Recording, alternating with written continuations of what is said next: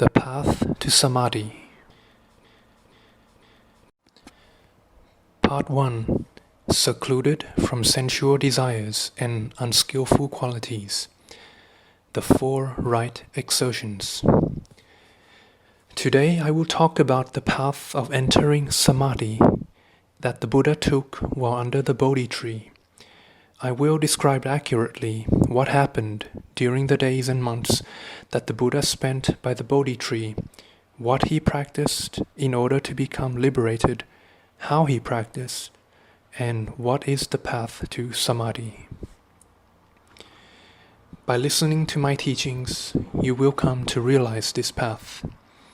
This is the path of seclusion from sensual desires and ill will, the path of the 4 right exertions, the path of the 7 factors of awakening. After 6 years of practicing asceticism, yet not reaching his goal, the Buddha was utterly disappointed. He collapsed near the Bodhi tree after having traveled to the Niranjana village. He was then tended by a passerby who gave him water to drink and assisted him to the trunk of the Bodhi tree, where he sat to recollect himself. A spiritual journey that lasted many years and leading to nowhere has left his body frail, undernourished, and completely exhausted. His mind was in a state of utter disappointment. It is pointless to return to worldly life, and the spiritual search resulted in utter failure. The way to liberation was nowhere to be seen. In a state of complete disappointment, he sat by the Bodhi tree. In utter disappointment, he suddenly let go of everything, neither practicing any more spiritual methods, nor even thinking about the spiritual search. He knew that he had failed completely. His disappointment and dispassion left him completely abandoning everything and in a state of despair. He was in this state of abandonment and dispassion for a long time. Then suddenly he felt his body and mind became very light and unencumbered, wakeful and conscious. Breathing in and out felt very gentle. He became more and more wakeful and conscious until he reached a sudden moment of realization. Oh, so for all this time I have been chasing my desires, desiring to achieve something. I have been searching for a way to liberation which I desired, with a mind that was led by desire. Now that I have abandoned everything in utter disappointment and stopped desiring to achieve anything, I suddenly feel so light, unencumbered, and wakeful. My body and mind feels very pleasant. And just like that, he became more and more wakeful. He realized, aha, so I've been trying to find a way to dispassion through asceticism, desiring dispassion through asceticism, desiring liberation. And it is by this very desiring mind, this craving mind, that led me to this dead end. This desiringness, this craving, has turned against me. But now, by complete abandonment and not wanting to achieve anything, I suddenly became more alert and wakeful.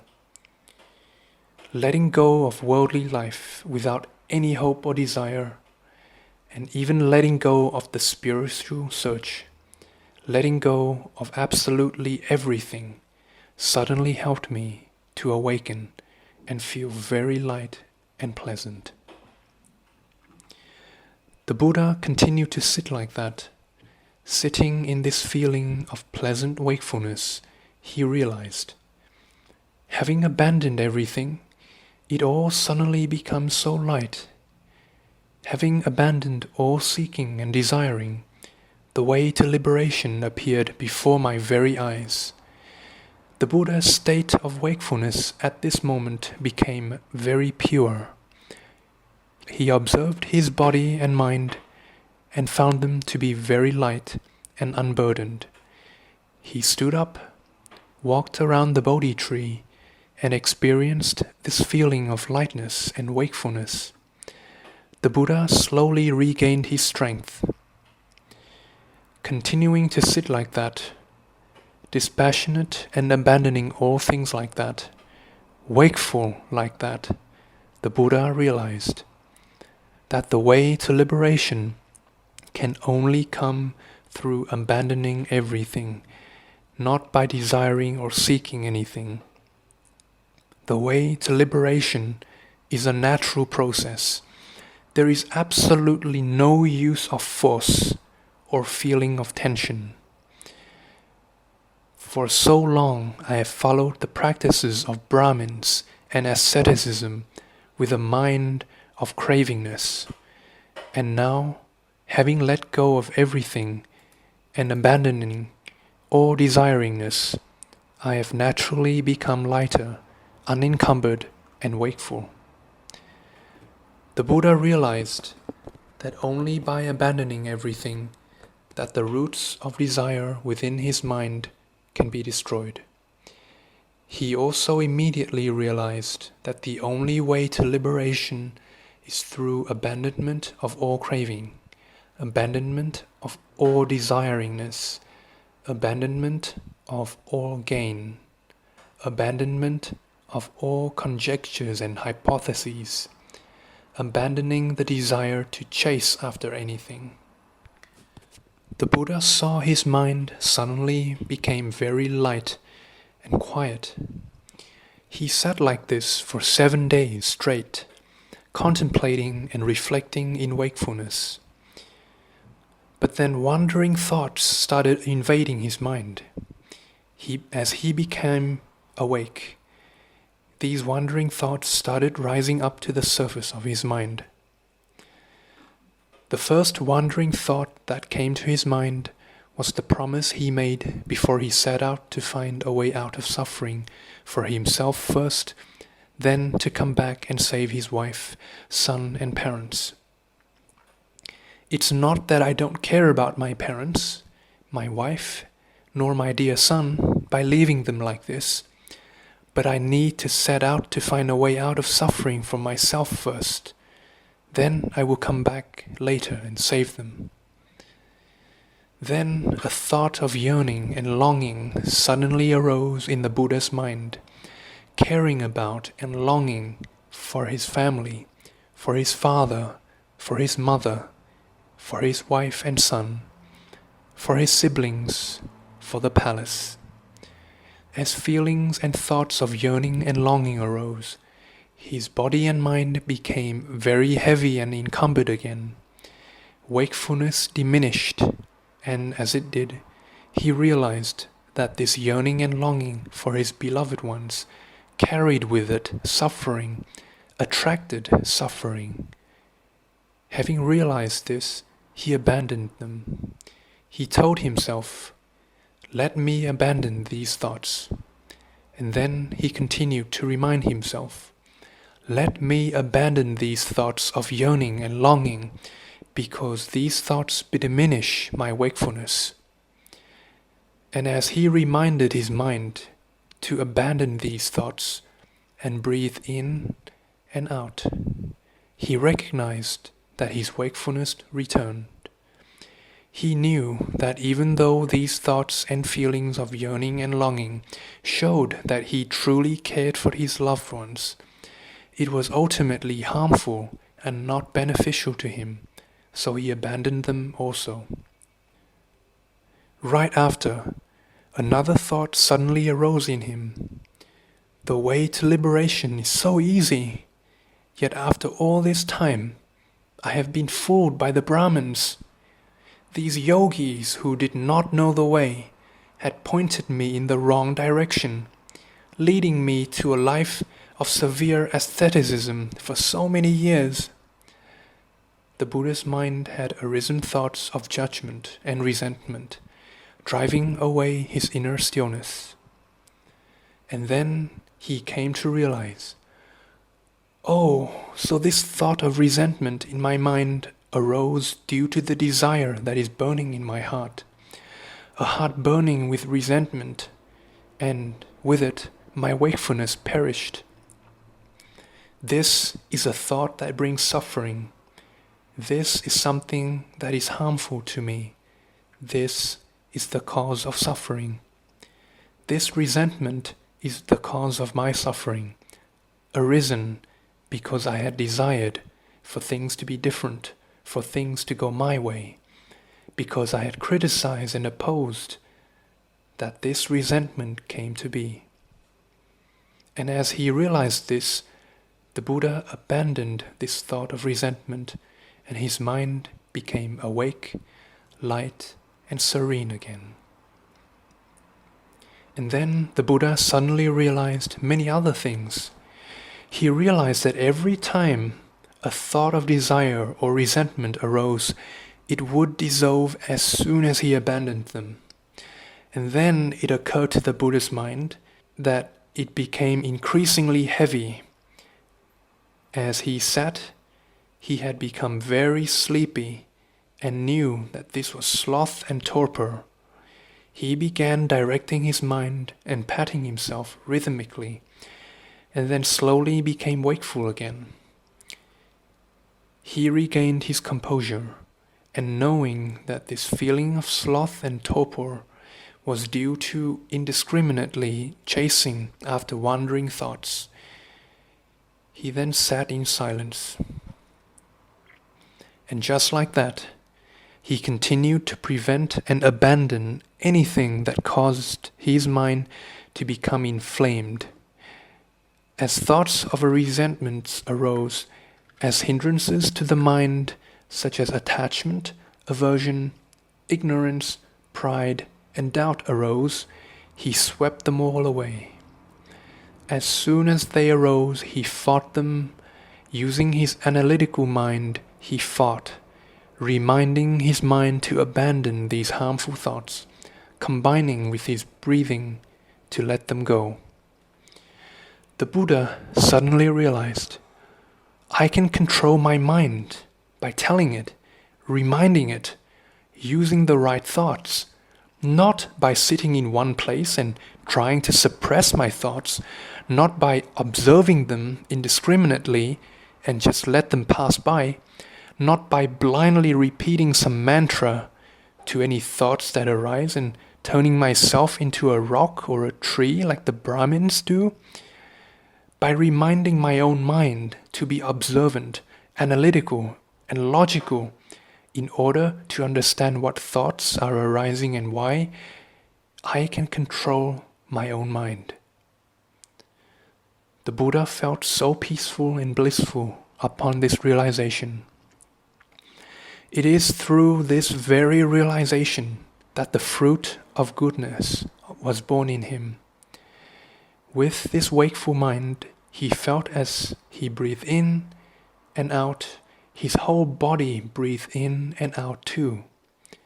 The Buddha felt calm and serene in every breath, and just like that, he continued to take cool and refreshing breaths. The Buddha realized that this state of serenity was enhanced when he directed his mind towards it whilst following the breath. He was full of energy, and his mind and body felt refreshingly cool. And then he continued to direct his mind mindfully, breathing. Not long after, he felt a very gentle sense of calm and concentration, devoid of any feelings of tension. In this state of aliveness, he contemplated that it must have been because he had prevented and destroyed all of the resentful thoughts and feelings, anything in the mind which made him suffer. Because I have let them go and then directed my mind towards a state of serenity, that this calming wakefulness is born in me.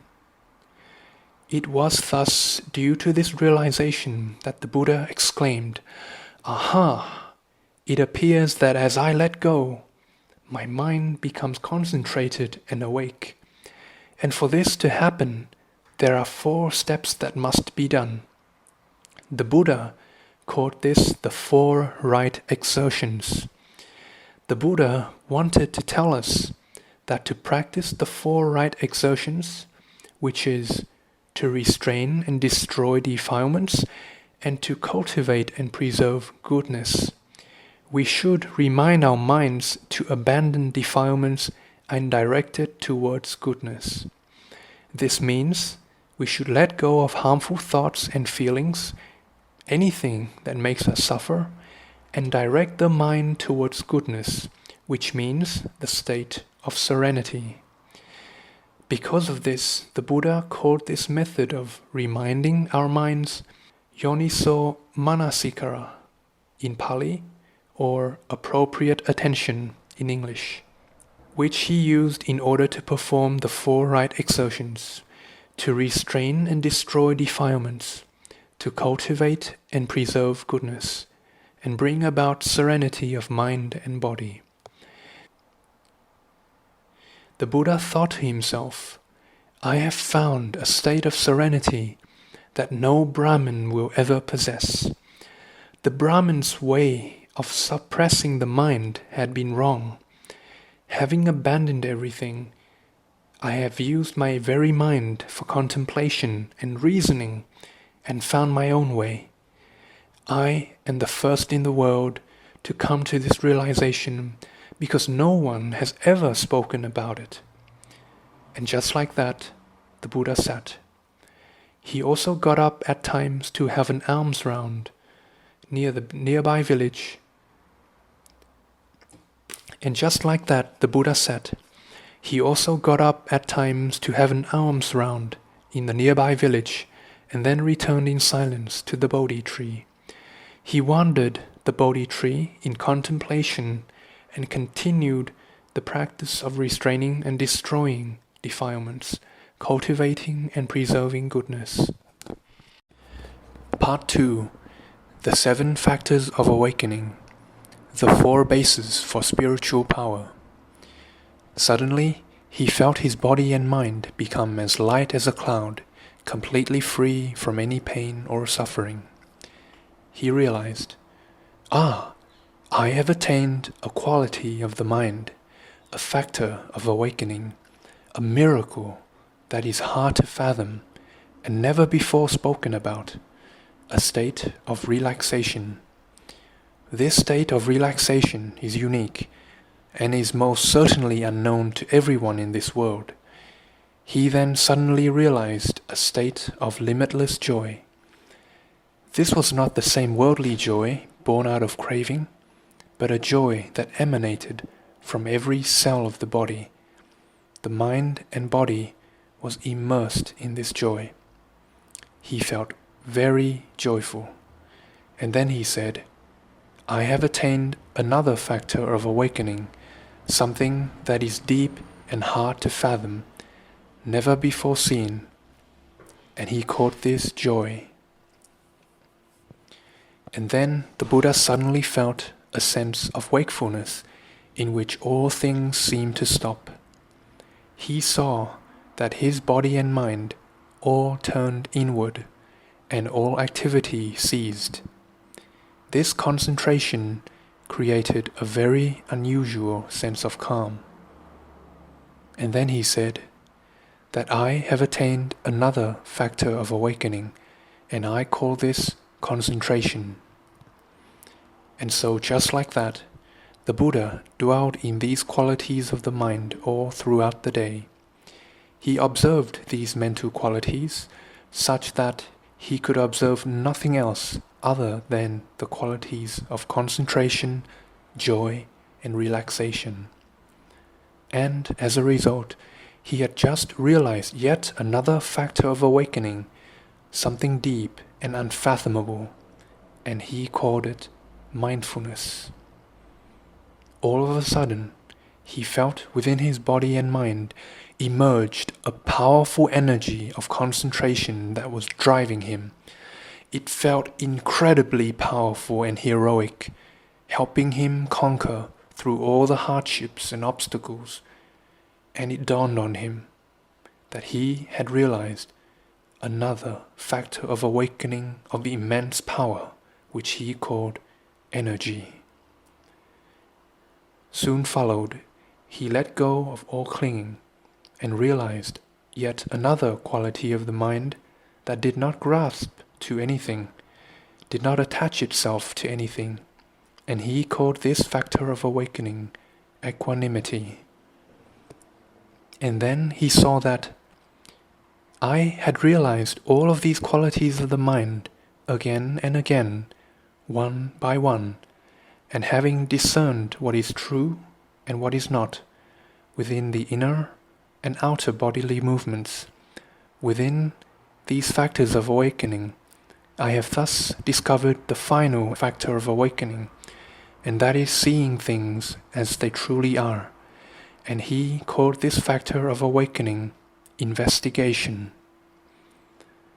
He then continually spent time absorbed in the 7 factors of awakening. After having an alms round, he returned under the Bodhi tree to sit. As he sat, he got up and walked around and sat again. He noticed. Suddenly, every time when I get up, I know very clearly that I am getting up. When I sit down, I am very well aware that my body is sitting down. He proceeded to stretch his arms and legs and sat up and down in order to observe the movements.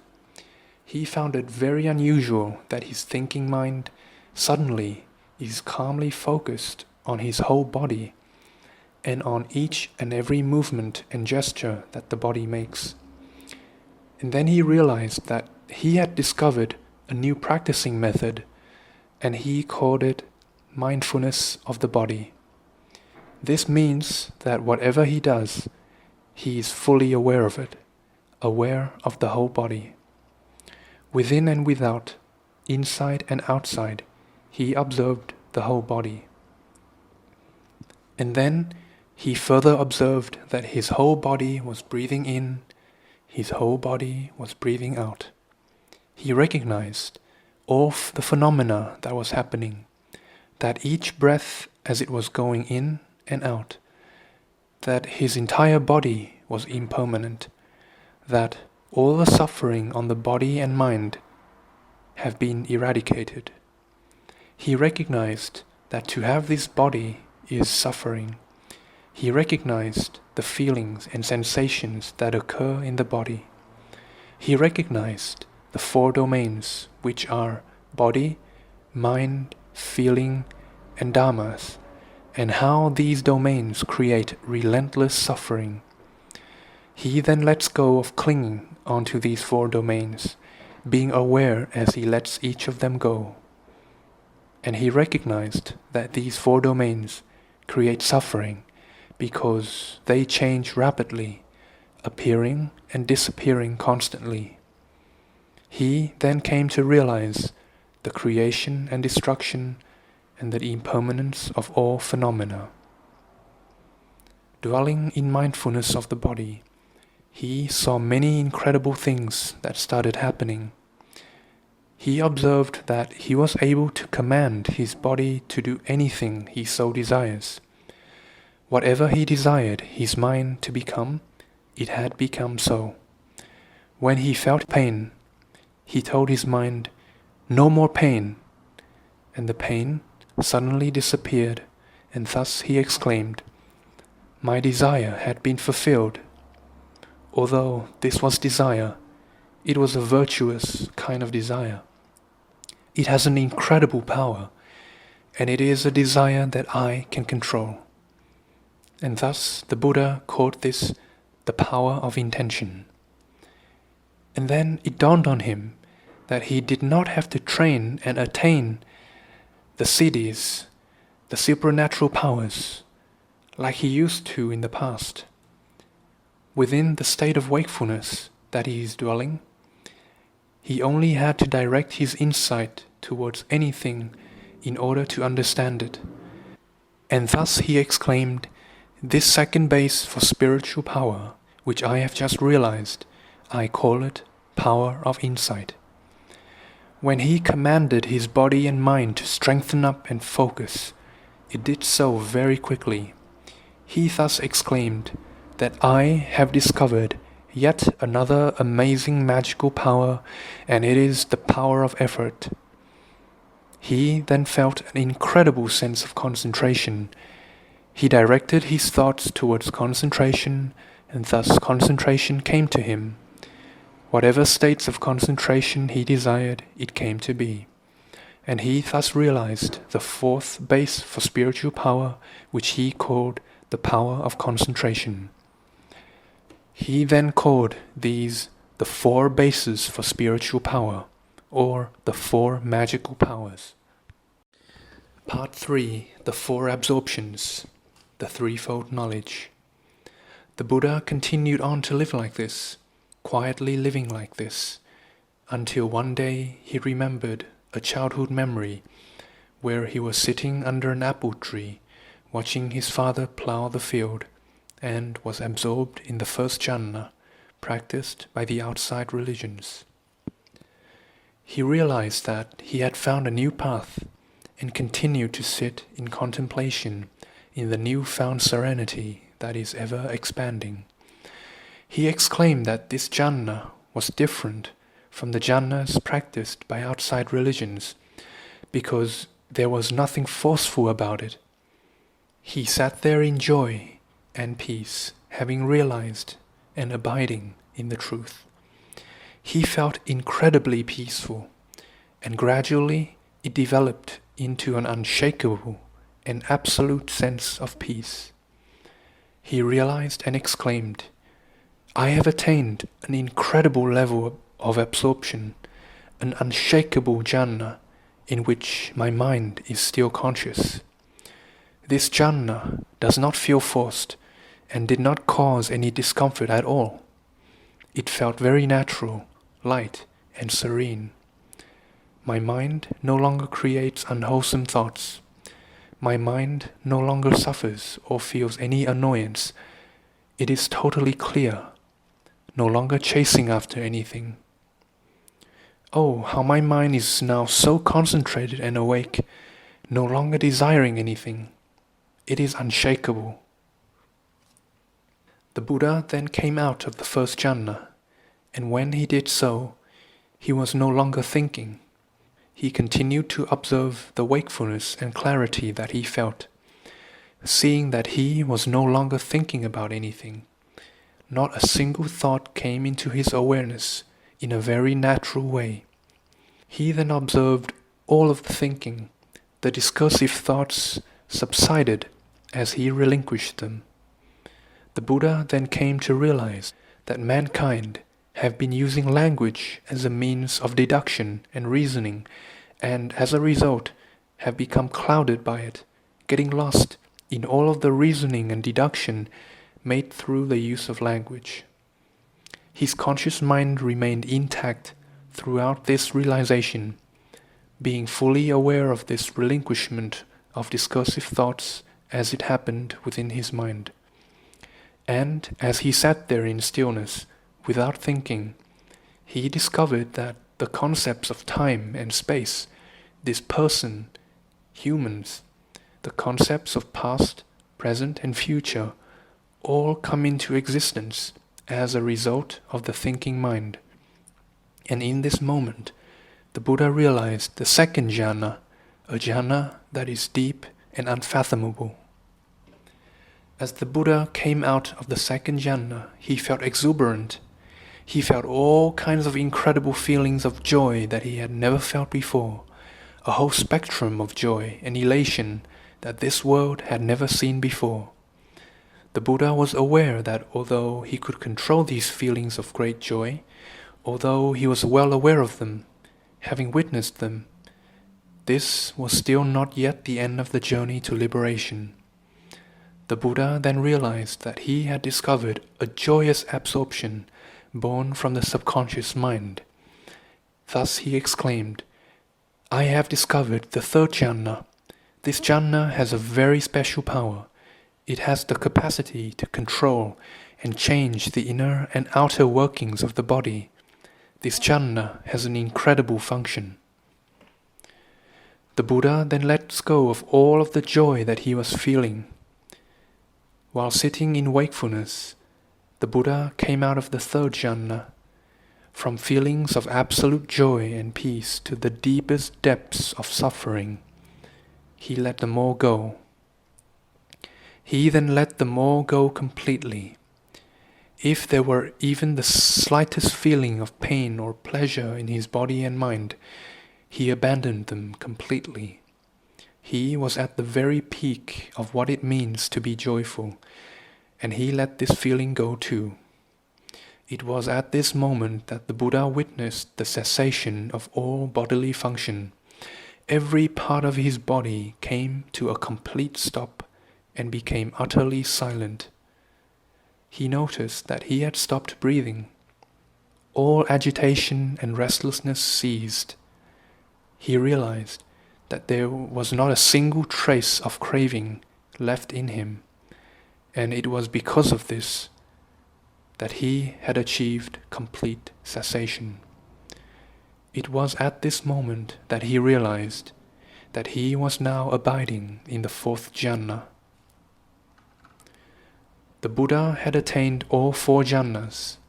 After attaining the four jhanas, he called them the Four Noble Absorptions, the way that leads to liberation, practiced by the saints who go on the path of non-desire.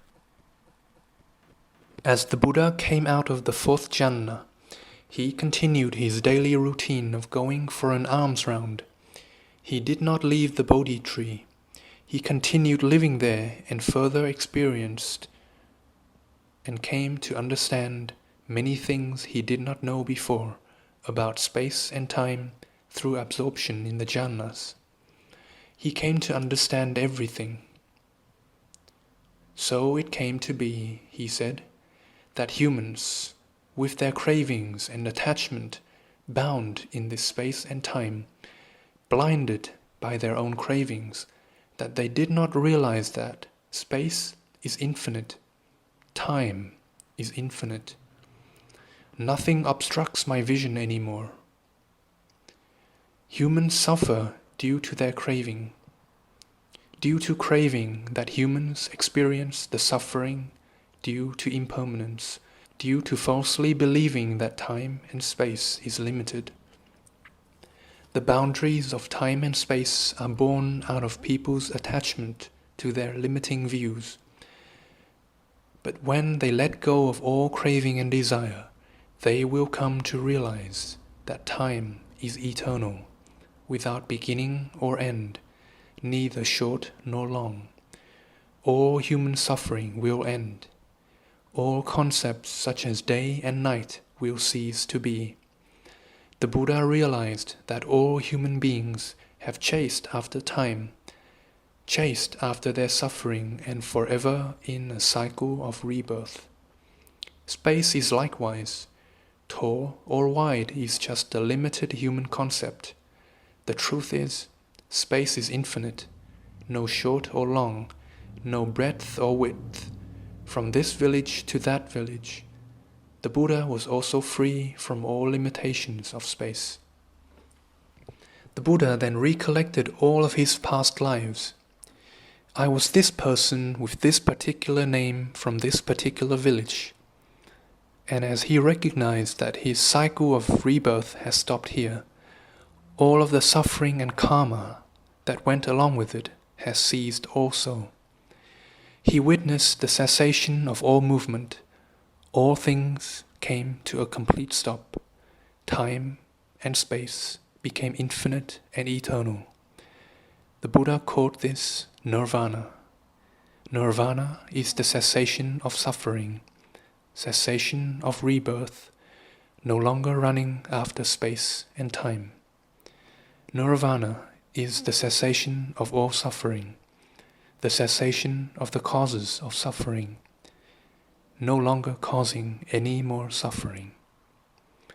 And thus the ability to see and comprehend the absolute limits of all things, of space and time, of suffering and rebirth, the Buddha called it clairvoyance, or the divine eye. The ability to recollect all previous lives, unobstructed by time, he called it remembrance of previous lives. The ability to understand all causes of suffering and all obstacles preventing the complete cessation of suffering, he called knowledge of the cessation of suffering. These three abilities are collectively called the Threefold Knowledge. Part 4. Summary of the Way to Liberation. Lessons from Elder Thích Thông Lạc and Master Phap Luu's own life experiences. That is why the only way to begin the journey to liberation in Buddhism is to let go of all craving. Only by letting go can the mind be awake. Only with wakefulness can mindfulness arise and be able to discern that this mental formation makes me suffer, thus I shall relinquish it from my mind. That mental formation is good for me and beneficial to my practice. Mindfulness sweeps the mind to prevent and stop harmful mental formations and cultivates beneficial ones. In this way, body, speech, and mind becomes purified. As body, speech, and mind becomes purified, the 7 factors of awakening appear. As the 7 factors of awakening appear, mindfulness of the body takes place, which then helps to realize the 4 magical powers. As the mind is concentrated and rests on the body, the 4 magical powers appear.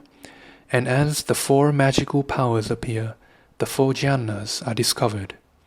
Once we discover the 4 jhanas as described by the Buddha, the way to liberation becomes much easier for us, no longer hard and arduous. This is why Elder Thích Thông Lạc realized the Threefold Knowledge in 6 months, which I will now explain how he did it. Elder Thông Lạc was also in utter disappointment. He returned to the hut where he lived and practiced, and leaned by the door in complete apathy.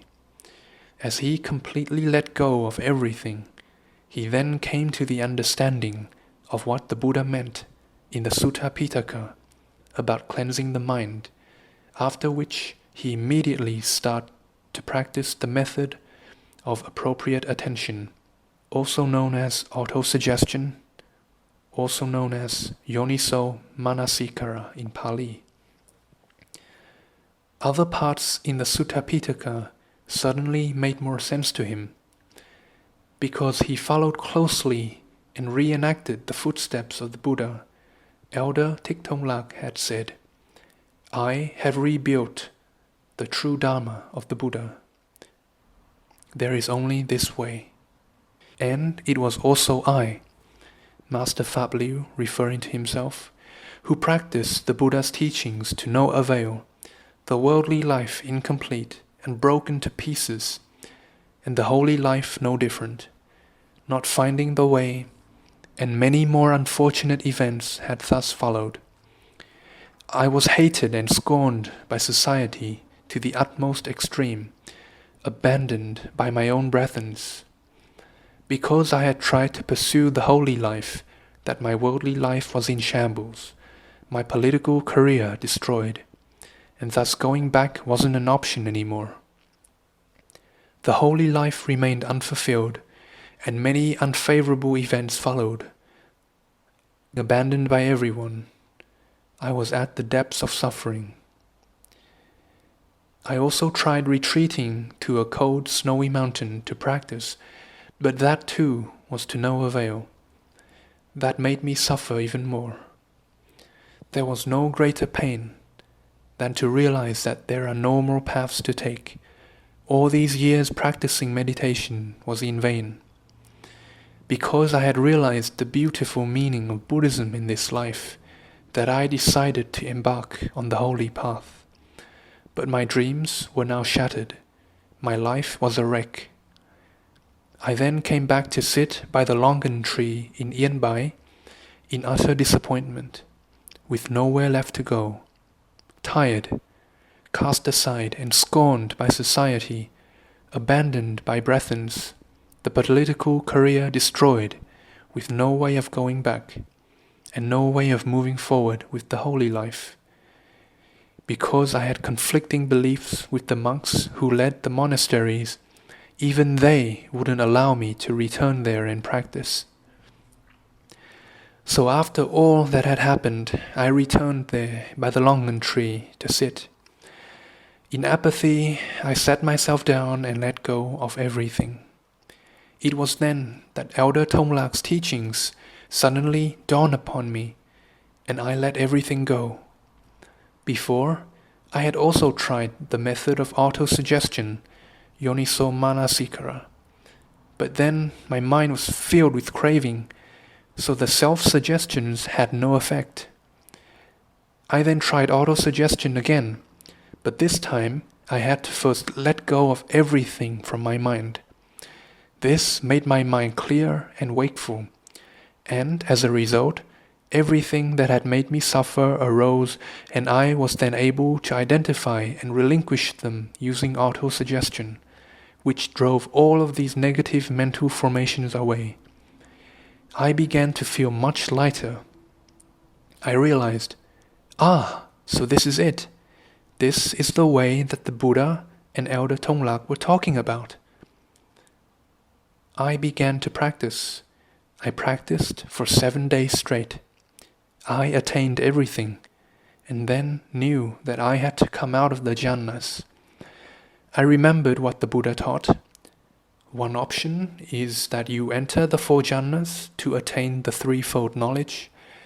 The second option is to come out of the jhanas and experience the threefold knowledge by directly experiencing this life through the newly attained wisdom. I can see an endless ocean of karma of living beings, seeing all their shapes and forms. That is why when you come to visit me, you don't have to tell me anything for me to instantly point out the wrong views you are holding in your minds, because I can see the constantly unfolding karmic forces of all beings. I have also looked into many of my previous lives. I had Chen Van Sơn from Nghệ An to find my exact name in my previous life. The patriarch of a family who lived there for many generations was none other than myself, who had been a Confucian teacher. They could not believe that I was the patriarch of that family. So those of you who believe what I am saying here and believe in rebirth, let go. There is nothing in this life apart from cause and effect, apart from karma. End your craving and desire. Stop your grasping and pettiness and find the way out of suffering. There is nothing in this world for us, my dear beloved students. Reborn again and again into suffering from one life to the next. I have seen many of my previous lives, all 34 of them, and I consider myself lucky to be reborn as a human being 34 times since the time I had known about the Brahmins. I was with the Brahmins then, but it didn't work out. After so many lives full of suffering, after all of my experiences from one lifetime to the next, I now can see so clearly that I am certain that there is absolutely no more desire left in me for this world. I feel so much pity for mankind, stuck in the cycle of rebirth with so much pain and suffering built up in this lifetime, and then transferring it to the next and causing more pain to one another. Stuck in a spiral of insanity and confusion about what this life is. So whoever out there who takes this to heart and understands what I am saying, let go of everything in order to come to mindful awareness. Until you let go, you will not see the way. Even if you practice autosuggestion, you are but chasing your own cravings, desiring for a selfish sense of peace. When you completely let go of all your attachments, or your cravings, that is when you really begin the journey. Only by letting go can you be aware enough to see the thoughts in your head that are causing you suffering so that you can relinquish it. And the same goes for thoughts of craving, thoughts of greed. That is why when you do not let go of your attachments and cravings, you continue to follow your greed without knowing it, arguing and fighting out of greed and not realizing it. You go on dismissing one another out of greed, out of anger, without realizing it. This is the negative karma that you have sowed into the collective karmic energy field. And then what goes around comes around, causing further pain and suffering to yourself and others. And then you even go on to scorn and blaspheme the saints, adding more and more layers to your karmic debt. And then you go on to pay your karmic debts without knowing it. All the hatred that was sown into this collective karmic energy field in space and time has created evil karmic tendencies and habits. It brings great suffering. My beloved students, I feel immense pity. I feel that there is nothing I can do to make you understand. That is why Elder Tonglag said, I truly don't know what else to do. I also don't know what else to say. I cannot understand you guys anymore. I told you to let go in order to see the way, but you keep holding on. You have to completely let go in order to see the way. When your mind lets go of everything, it will start to turn inwards and discover itself in order to relinquish craving and negative mental formations, prevent and destroy these negative mental formations, and cultivate wholesome mental formations so that the mind becomes light and peaceful. Only by letting go can your mind be at ease. Only by being wakeful that can you begin to see the way. The way is very simple. It requires no effort or strain. I hope that today, after all that I have said until now, you have come to understand it, so that your practice becomes much easier without having to endure any form of hardship or difficulty. The way is very easy to follow. This is the way of dispassion, complete eradication of craving and negative mental formations. Craving is the root of all things. So all who had a chance to come to listen to what I have to say today, understand the way to Samadhi that the Buddha took in 49 days. What I have said to you all today about the Buddha is completely accurate. What I have told about Elder Tonglag today is also accurate. You have merely been practicing with the mind that is still full of craving. Buddhism is not for practitioners with a mind full of craving. When your mind is full of craving and you practice Buddhism, you are forcing the way into your mind. When it is full of craving, you can try to get rid of it using any method, and it will eventually come back.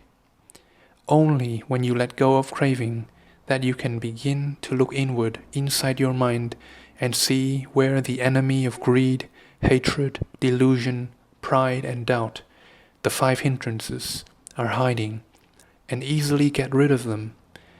By living and abiding in the precepts, you can get rid of the hindrances and attain inner peace. The way is that easy. See you, my dear students.